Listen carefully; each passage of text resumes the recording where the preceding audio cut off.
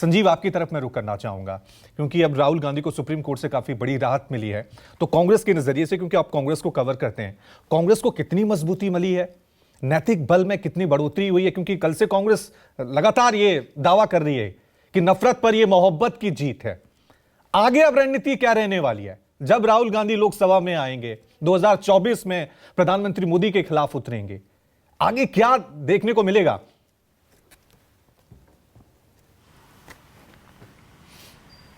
रवि, जैसे एक सेना होती है और उसका सेनापति ही अयोग्य हो जाए, लड़ नहीं पाए, तो जो सेना की स्थिति होती है, कांग्रेस की दरअसल पिछले 4-5 महीनों में वही स्थिति हो गई थी और उसके सबसे प्रखर योद्धा अब लड़ नहीं सकते हैं और ऐसे में उसे अपनी राजनीति करनी थी। प्लान बी वगैरह तैयार भी हो रहे थे क्योंकि इस बात का भी अंदेशा था कि कहीं ऐसा ना हो कि ये सज़ा बहाल रह जाए और उसके बाद 8 सालों तक राहुल गांधी चुनाव ही ना लड़ पाएँ और सक्रिय राजनीति से उन्हें मुख्य धारा से दूर होना पड़े। तो इन आशंकाओं के बीच जब सुप्रीम कोर्ट का ये फैसला आया है तो जाहिर है वो जो खुशी दिख रही थी, चाहे वो बड़े कार्यकर्ता हों, कांग्रेस अध्यक्ष हों, अधीर रंजन चौधरी हों, इन सबों के चेहरे पर, या फिर एक सामान्य कार्यकर्ता जो दूर दूर से कल कांग्रेस दफ्तर पहुंच गया था, सबों को एक राहत लग रही थी। ख़ास तौर पर इसलिए भी रवि क्योंकि लोकसभा चुनाव अगले 8-9 महीने में होने हैं और जाहिर है कि राहुल गांधी की जो मौजूदगी है वो लोकसभा चुनाव में अलग आयाम जोड़ती है। अब आपने पूछा कि क्या अंतर पड़ेगा। देखिए, एक ख़ास बात जो बार बार राहुल गांधी के बारे में जब बोली जाती है तो कही जाती है मोहब्बत की दुकान। ये समझाते हैं जो वरिष्ठ नेता हैं कांग्रेस के, उनका ये कहना है कि राहुल की मौजूदगी दरअसल करती क्या है कि वो लड़ाई को विचारों की लड़ाई बना देती है। ये गठबंधन या पार्टियों की लड़ाई नहीं,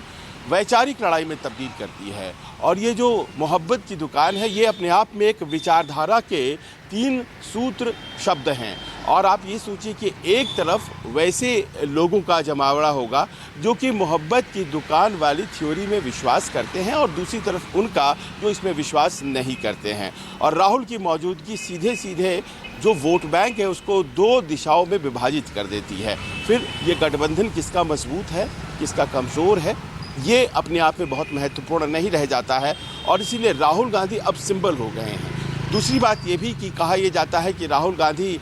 ऐसी बातें कह देते हैं और ऐसी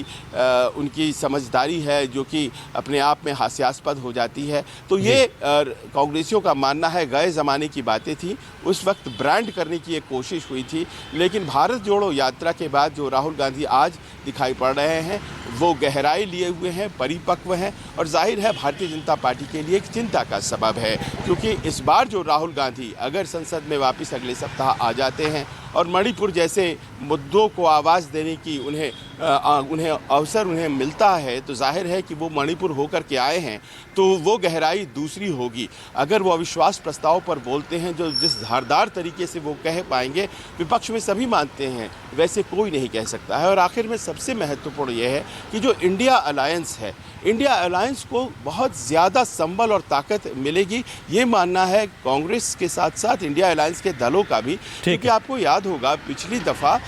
राहुल गांधी चूँकि थोड़ा लो चल रहे थे सियासी तौर पर, उनकी सदस्यता चली गई थी, तो एक उत्साहवर्धन की दृष्टि से ही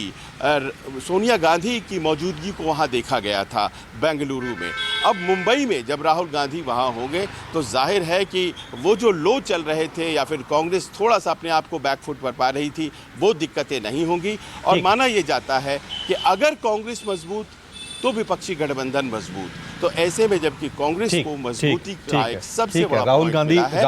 के आने से क्या विपक्ष मजबूत हुआ है, के चेहरे जैसी इंडिया अलायंस जो है उसकी ताकत बड़ी है। संजीव, ये अपने आप में बड़े सवाल हैं और